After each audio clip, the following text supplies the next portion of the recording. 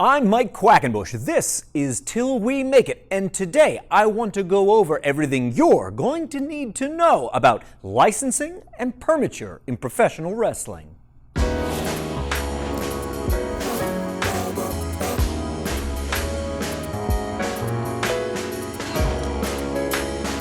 Although it may seem like an antiquated idea to us, in a lot of regions of North America, professional wrestling, or lucha libre, are still governed by athletic commissions. They are often the same body that govern boxing, mixed martial arts, or other forms of athletics, and they treat professional wrestling not as the performance art that it is, but as legitimate sport.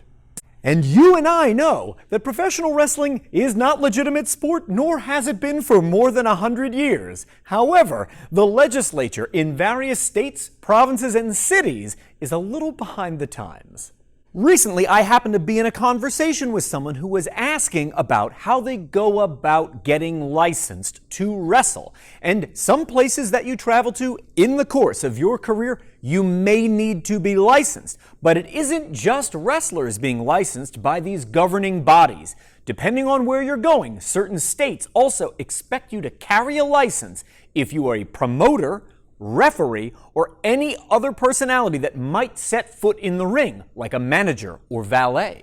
And because all the laws, regulations, and guidelines that govern professional wrestling are not set at a federal or national level, that means you're going to have to deal with smaller governing bodies, usually at the state level, and discover what their individual requirements are in order to get the correct licensure. In most U.S. states, the athletic commission that governs professional wrestling, if it exists at all, is part of the Department of State. It's the Department of State that will issue you your license. And chances are, if you aren't afraid to go surfing around the web a little bit, you'll be able to find the website for the Department of State that governs the state where you're trying to get licensed. However, you may find it more expedient to simply go directly after the State Athletic Commission. The Department of State is up here, and you'll need to drill down to the smaller division that governs athletics. And that, more times than not, is called the State Athletic Commission. If your state's State Athletic Commission has a fully functioning website, some of the documentation you may need could be downloaded directly from there. And there are some states so behind the times that the only way you can get all the paperwork you're going to need to fill out is by calling their office on the phone. If you are one of those unfortunate few that have to speak to somebody on the telephone when you call the State Athletic Commission, chances are the person you want to speak to is the director of the State Athletic Commission. And there have been at least 2 examples I can think of where the director of the State Athletic Commission is also the only person that works at the State Athletic Commission. In my experience, I have come across more than a few of these dedicated civil servants that are a little grumpy about the job they must do every day to make ends meet. But don't be intimidated to ask them for exactly what you need, and tell them what you intend to do. Are you promoting a wrestling card in their state? Are you trying to perform as a wrestler in their state? Are you a referee? It's important that you get the correct document that you have to fill out, because in most states, the fees associated with each of those jobs is totally different. The degree to which the state or the athletic commission might govern professional wrestling will vary wildly from state to state. Don't assume because 2 states happen to be neighbors that their state regulations and guidelines are similar in any way, shape, or form. That is very rarely the case. In some states, you're expected to carry a valid license if you are the promoter. And then the state right next to it might not have any governance for promoters whatsoever, but each individual wrestler might have to be licensed. And the regulations for each of those licenses to be issued is often dramatically different. Here in my home state of Pennsylvania, every promoter has to carry a valid license, which is good for 1 year at a time, that stays on file with the State Athletic Commission. You pay a fee, which I think is about $100, and you've also got to keep on file a valid insurance bond at all times that the state keeps record of. But the wrestlers themselves in the state of Pennsylvania do not have to be individually licensed whatsoever. However, if you go just one state to the south, down into Maryland, not only does every promoter need to be licensed by the State Athletic Commission, every wrestler needs to be licensed, every referee needs to be licensed, and any performer except the announcer who sets foot in the ring has to carry a valid license that is only ever good for 1 year at a time and that you must pay to renew every 365 days.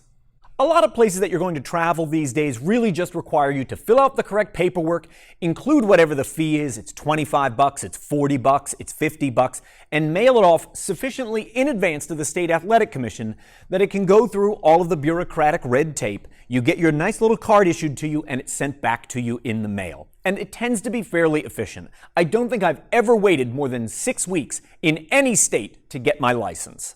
Bear this in mind, because those regulations are different from state to state. In this state, you might be asked for things like fingerprints and blood work. Over here in this state, you might be required to fill out a form that allows them to do a criminal background check on you. And there's all kinds of other medical things that you could be asked to display. Have you recently been tested for HIV? Have you been recently tested for hepatitis or other things which are communicable by blood? Some states, I believe Kentucky was the last of these, required you to get an EKG current within 60 days and submit that before they would give you a license to wrestle. If just hearing about all this government bureaucracy is making your head swim a bit, I want you to know I feel you. And if I can help you navigate any of those waters, drop me a comment below. We can have a discussion about it down there. But I do want to reiterate this point. If you cannot find the documentation on the State Athletic Commission website, possibly because your Department of State doesn't provide a website for the Athletic Commission, then chances are all you need to do is have a quick phone call with whomever is director of the Athletic Commission in the state where you want to be licensed, and they can email or fax or otherwise send you the documentation that you're going to need to fill out and return to them with your money to get the license. So that's what I want to say about licensure in the United States. So let's talk for a second about our neighbors to the north and our neighbors to the south. What do you have to do if you're going to Canada or to Mexico? This is one of the licenses I was issued when I wrestled in Mexico. And generally speaking, the governance for Lucha Libre in Mexico happens at the city level, not at the state level. So if you go to Mexico City, it is the commission in Mexico City that will license you. If you go to Tijuana, it is the commission in Tijuana that will license you. And this was issued to me by the commission in Mexicali, where apparently they thought my first name was Quacken and my last name was Bush. Just like I would be examined by a doctor in the state of New York or a doctor in the state of Maryland before I'd be allowed to get in the ring that night, I was examined by a doctor in Mexicali, Mexico, and then I paid what amounted to 300 pesos, which is probably a couple bucks at most, in order to have the license issued to me. And this too is good for a year at a time. And I have to be honest, there are at least 3 occasions I can think of where I wrestled in Mexico and no one even asked to see my license. Getting them is not hard. If anything, it's just a little bit of a bureaucratic obstacle course that you've got to hop through. And my Spanish isn't great, and I still managed to survive and get my license. I always feel like it's much better to make sure that you've dotted those I's and crossed those T's, just in case someone from the local government does show up. You can show them your paperwork and avoid being fined. So that's what you can expect if you head south to Mexico. But what about if we head north to see our friends in Canada? Well, none of the provinces in Canada govern professional wrestling like they do here at the state level in the United States. I've never come across that in any city or state where I've ever been asked to have a license or permit to be a professional wrestler. Despite the fact that there does not appear to be any level of licensing done up in Canada, a promotion asking to book you up there may be able to supply you with a letter which declares you to be an entertainer. And that's a letter that you will want to keep with you when you are crossing the border, and you can certainly show that and declare that to the officials there who are going to grant you entry into Canada. So, a quick review of the bureaucracy. If you're getting licensed in a city in Mexico as a luchador, it might cost you a couple bucks out of pocket. The states here in the US, there isn't any that will charge you upwards of $100 for that annual license. Fees vary by state.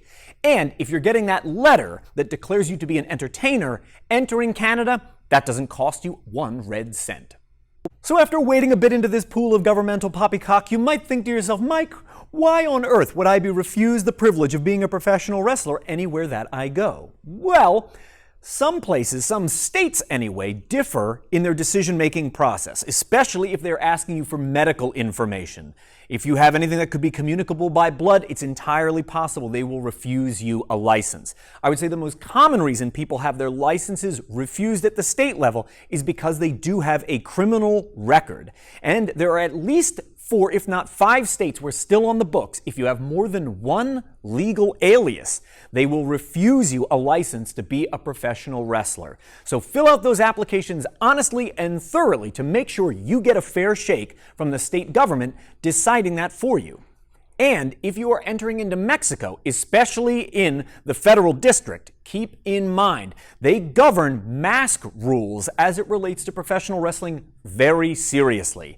If you have unmasked in the last 6 months and you intend to wrestle there as a new masked persona, it's entirely possible they will refuse you the ability to do so, and you will have to continue to wrestle without a mask at least until that 6-month term ends.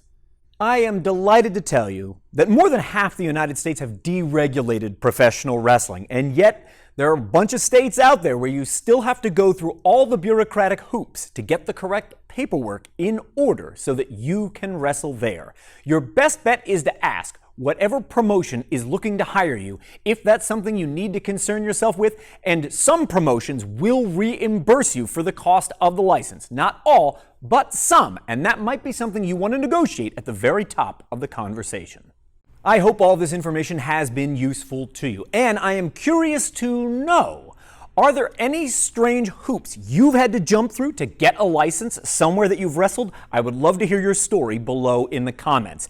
When you're wrapping up, don't forget to like and subscribe and ring the notification bell so you find out every time a new Till We Make It lands. Spoiler alert, it's like every Monday, Wednesday, and Friday. That's how often that we make these here. Monday, Wednesday, and Friday. Every week.